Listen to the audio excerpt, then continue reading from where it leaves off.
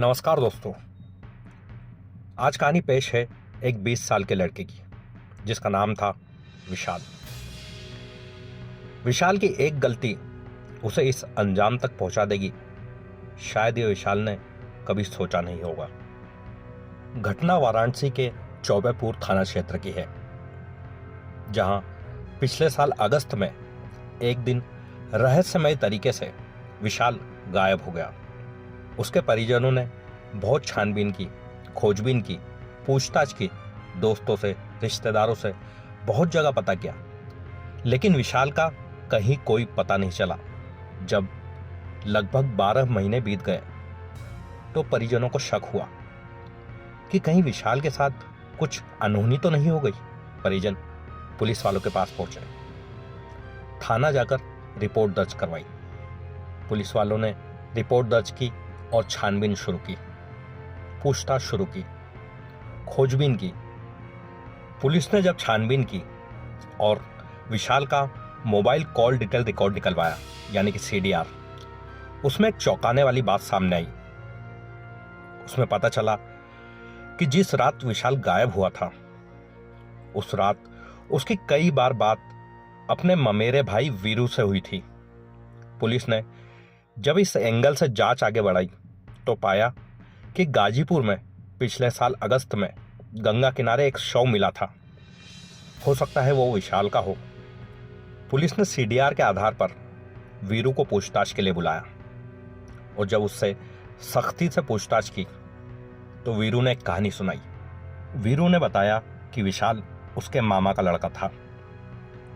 Intermediate board परीक्षा के दौरान विशाल उसके घर ठहरा था और इसी दौरान वीरू की भाभी और विशाल के बीच अवैध संबंध बन गए थे। हालांकि इन संबंधों की बात पुलिस को पहले ही पता चल चुकी थी, क्योंकि विशाल के सीडीआर में वीरू की भाभी का नंबर भी था, जिस पर विशाल लंबी लंबी बातें किया करता था। सारी चीजें रिकॉर्ड पर थी। दोनों का रिश्ता कुछ समय तक चलता रहा। ऐसी ही मुलाकातें, बातें सब चलती रही, लेकिन ऐसी चीजें ज्यादा दिन तक छुपती कहां है। इस बात की भनक वीरू को लग गई। इस बात से गुस्साए वीरू ने विशाल से बदला लेने का सोचा और वीरू ने अपने एक दोस्त से बात की और उसे अपने साथ मिलाया। वीरू के दोस्त का नाम था दिलीप। वीरू और दिलीप ने एक प्लान बनाया और उस प्लान के तहत 3 अगस्त 2024 को विशाल को सारनाथ क्षेत्र के रामचंदीपुर पुल पर बुलाया। वहां पर पहले इन तीनों ने बात की, बैठकर शराब पी। विशाल को ज्यादा शराब पिलाई और शराब पीने के बाद वीरू और दिलीप ने विशाल पर हमला कर दिया। चाकू से हमला किया गया। विशाल के पेट पर चाकुओं से कई बार वार किए गए। उसके बाद विशाल को उठाकर गंगा नदी में फेंक दिया। इसके बाद वहां से निकल गए और अपनी जिंदगी जीने लगे। शायद उन्हें लगा था कि इतना समय हो गया है, अब क्या ही पता चलेगा विशाल का। लेकिन विशाल के परिजनों के कारण और पुलिस की छानबीन के कारण आखिर सच सामने आ ही गया। पुलिस ने वीरू और उसके दोस्त दिलीप दोनों को गिरफ्तार कर लिया है और जेल भेज दिया है। वीरू कबूलनामा दे चुका है। एक छोटी सी गलती ने विशाल और उसकी भाभी की छोटी सी गलती ने कितनी सारी जिंदगियां, कितने सारे घर बर्बाद कर दिया। वीरू की भाभी का घर, वीरू का घर, उसके दोस्त दिलीप का घर और विशाल का भी घर।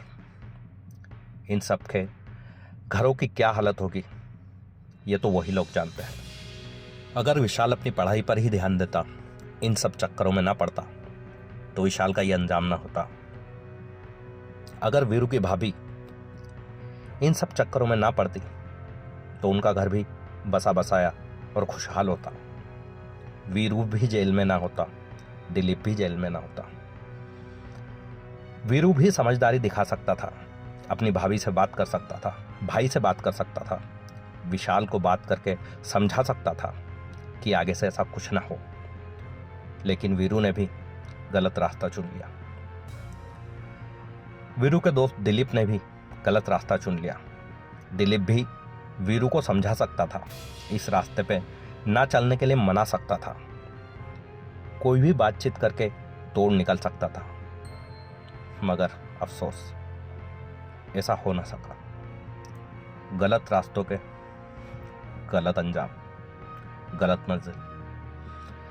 आज की कहानी में दोस्तों बस इतना ही। अगली बार किसी नई कहानी के साथ मिलेंगे। धन्यवाद।